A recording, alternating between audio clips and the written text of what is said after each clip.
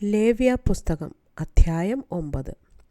8-ാം ദിവസം മോശ അഹരോനെയും പുത്രന്മാരെയും ഇസ്രായേൽ മൂപ്പന്മാരെയും വിളിച്ച് അഹരോനോട് പറഞ്ഞതെന്തെന്നാൽ, നീ പാപയാഗത്തിനായി ഊനമില്ലാത്ത ഒരു കാളക്കുട്ടിയെയും ഹോമയാഗത്തിനായി ഊനമില്ലാത്ത ഒരു ആട്ടുകൊറ്റനെയും എടുത്ത് യഹോവയുടെ സന്നിധിയിൽ അർപ്പിക്കണം.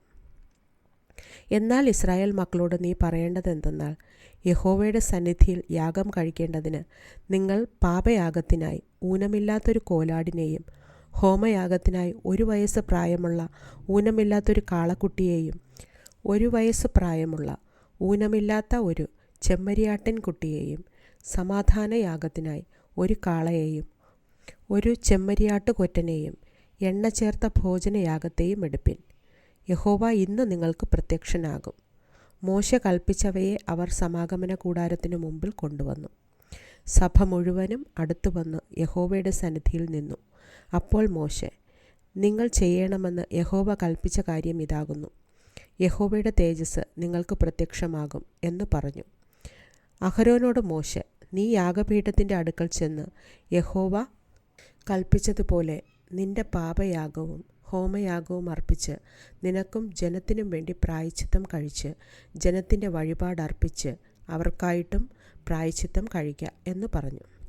അങ്ങനെ അഹരോൻ യാഗപീഠത്തിൻ്റെ അടുക്കൽ ചെന്ന് തനിക്കു വേണ്ടി പാപയാഗത്തിനുള്ള കാളക്കുട്ടിയെ അറുത്തു. അഹരോൻ്റെ പുത്രന്മാർ അതിൻ്റെ രക്തം അവൻ്റെ അടുക്കൽ കൊണ്ടുവന്നു. അവൻ രക്തത്തിൽ വിരൽ മുക്കി യാഗപീഠത്തിൻ്റെ കൊമ്പുകളിൽ പുരട്ടി ശേഷം രക്തം യാഗപീഠത്തിൻ്റെ ചുവട്ടിലൊഴിച്ചു. പാപയാഗത്തിൻ്റെ മേധസ്സും മൂത്രപിണ്ഡങ്ങളും കരളിന്മേലുള്ള വപയും അവൻ യാഗപീഠത്തിന്മേൽ ദഹിപ്പിച്ചു, യഹോവ മോശയോട് കൽപ്പിച്ചതുപോലെ തന്നെ. അതിൻ്റെ മാംസവും തോലും അവൻ പാളയത്തിനു പുറത്ത് തീയിലിട്ട് ചുട്ടുകളഞ്ഞു. അവൻ ഹോമയാഗത്തെയും അറുത്തു.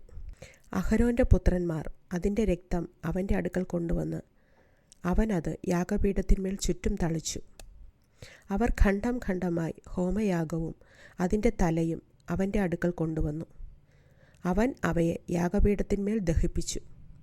അവൻ അതിൻ്റെ കുടലും കാലും കഴുകി യാഗപീഠത്തിന്മേൽ ഹോമയാഗത്തിന്മീതെ ദഹിപ്പിച്ചു. അവൻ ജനത്തിൻ്റെ വഴിപാട് കൊണ്ടുവന്നു. ജനത്തിനു വേണ്ടി പാപയാഗത്തിനുള്ള കോലാടിനെ പിടിച്ച് അറുത്ത് മുമ്പിലത്തേതിനെ പോലെ പാപയാഗമായി അർപ്പിച്ചു. അവൻ ഹോമയാഗം കൊണ്ടുവന്ന് അതും നിയമപ്രകാരം അർപ്പിച്ചു. അവൻ ഭോജനയാഗം കൊണ്ടുവന്ന് അതിൽ നിന്ന് കൈ നിറച്ചെടുത്ത് കാലത്തെ ഹോമയാഗത്തിനു പുറമെ യാഗപീഠത്തിന്മേൽ ദഹിപ്പിച്ചു. പിന്നെ അവൻ ജനത്തിനു വേണ്ടി സമാധാനയാഗത്തിനുള്ള കാളയെയും ചെമ്മരിയാട്ടുകൊറ്റനെയും അറുത്തു. അഹരോൻ്റെ പുത്രന്മാർ അതിൻ്റെ രക്തം അവൻ്റെ അടുക്കൽ കൊണ്ടുവന്നു. അവൻ അത് യാഗപീഠത്തിന്മേൽ ചുറ്റും തളിച്ചു. കാളയുടെയും ആട്ടുകൊറ്റൻ്റെയും മേധസ്സും തടിച്ച വാലും കുടൽ പൊതിഞ്ഞിരിക്കുന്ന മേധസ്സും മൂത്രപിണ്ഡങ്ങളും കരളിന്മേലുള്ള വപയും കൊണ്ടുവന്നു. അവർ മേധസ് നെഞ്ചുകണ്ടങ്ങളുടെ മേൽ വച്ചു. അവൻ മേധസ് യാഗപീഠത്തിന്മേൽ ദഹിപ്പിച്ചു.